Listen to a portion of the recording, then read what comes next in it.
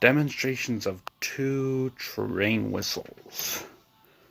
Let's start off with this.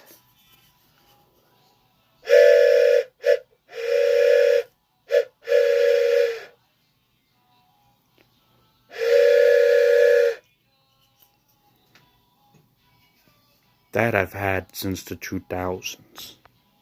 Yup. Now, bought at the Amherst Railroad Hobby Show in January, the Thomas train whistle. 2007.